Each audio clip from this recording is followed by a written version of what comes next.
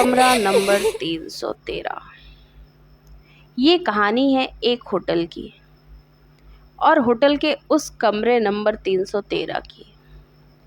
Hotel है Nainital, hotel Shantivan. एक 32 वर्षीय ट्रैवल ब्लॉगर अक्सर पुराने रहस्यमयी जगहों की खोज करता था।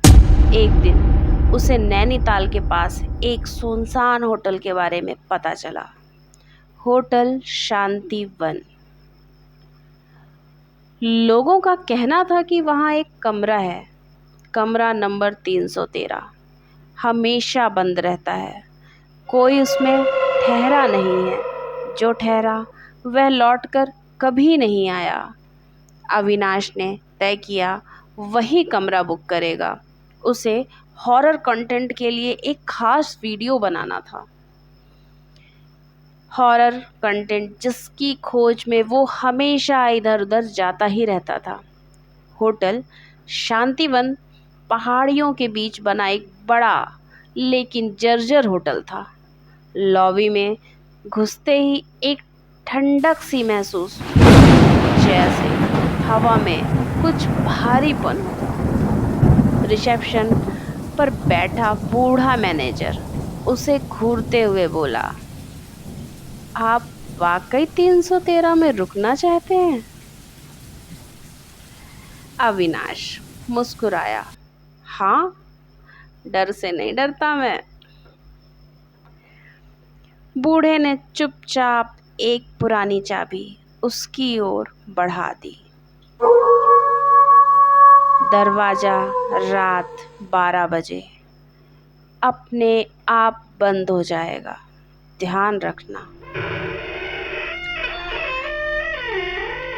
कमरा 313 बहुत पुराना, धूल से भरा और सन्नाटा पसरे हुए था, पर अविनाश को यही चाहिए था, रियल हॉरर। वह कैमरा ऑन करता है, ब्लॉग रिकॉर्ड करने लगता है।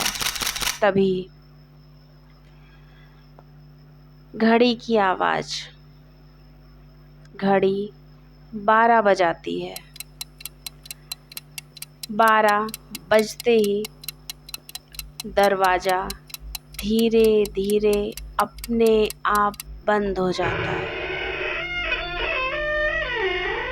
अविनाश हंसता है, ओह यही है वो भूतिया ड्रामा। ओह। तभी लाइट्स ऑफ हो जाती है, सारी लाइटें टोटल ऑफ, एकदम अंधेरा। कमरे में एक कोना धीरे धीरे चमकने लगता है। वहाँ एक पुराना शीशा था जो पहले वहाँ नहीं था। वह कैमरे से उस शीशे की तरफ रिकॉर्डिंग करता है, उसे तो जैसे कंटेंट मिल रहा हो। तभी उसमें से एक लड़की की परछाई दिखाई देती है। अविनाश डरते हुए शीशे के पास जाता है। लड़की की परछाई धीरे धीरे बोलती है, तुम भी दूसरों जैसे हो, सिर्फ और सिर्फ वीडियो चाहिए। अविनाश चौंकता है, तुम कौन हो? मैं वो हूँ जो यहाँ 5 साल पहले मरी थी। किसी ने मेरी चीखें नहीं सुनी, कोई मदद नहीं आई। वह परछाई अब धुंधली होकर पूरे कमरे में फैलने लगती है और बड़ी होने लगती है।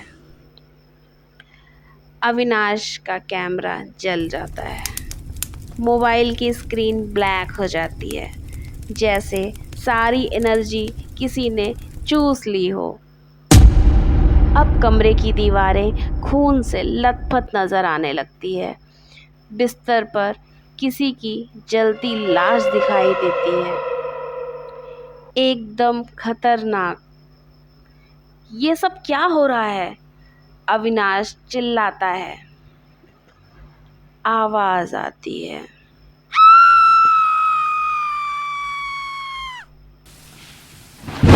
हर साल कोई आता है, रिकॉर्ड करता है और मर जाता है, लेकिन आज मैं आज़ाद होना चाहती हूँ। अविनाश दरवाज़ा खोलने की कोशिश करता है, जो बंद हो चुका होता है। खिड़की बंद हो चुकी होती हैं। वह चाबी खोजता है, जो मिलती ही नहीं है। तभी कमरे की घड़ी पीछे चलने लगती है। 11:59, 11:45, 11:30। समय उल्टा चल रहा था, जैसे वो अतीत में जा रहा हो। और अब कमरे में 3 और लोग खड़े हैं। तीनों कैमरे वाले ब्लॉगर, सभी मर चुके। उनके कैमरों से धुआं निकल रहा है। अविनाश चीखता है, मुझे बाहर निकालो। लड़की की आत्मा कहती है, तुमसे पहले भी यहाँ बहुत आए, तुम बाहर जा सकते हो अगर मेरी कहानी दुनिया को बताओगे। झूठ नहीं, सिर्फ सच। सुबह 5 AM, लगभग 5 बजे, होटल का एक कर्मचारी कमरा 313 के बाहर आता है। दरवाज़ा खुला होता है। अविनाश वहाँ बेहोश पड़ा होता है। कैमरा टूटा हुआ, लेकिन बैटरी बची होती है। घर लौटने के बाद वह वीडियो चेक करता है। उसमें एक लड़की रोती दिख रही है। उसकी बात साफ सुनाई दे रही है। अविनाश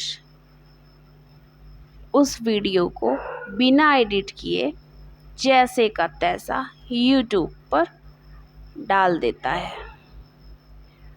और 1 हफ्ते बाद उस वीडियो में लगभग 1 करोड़ व्यूज़ भी आ जाते हैं।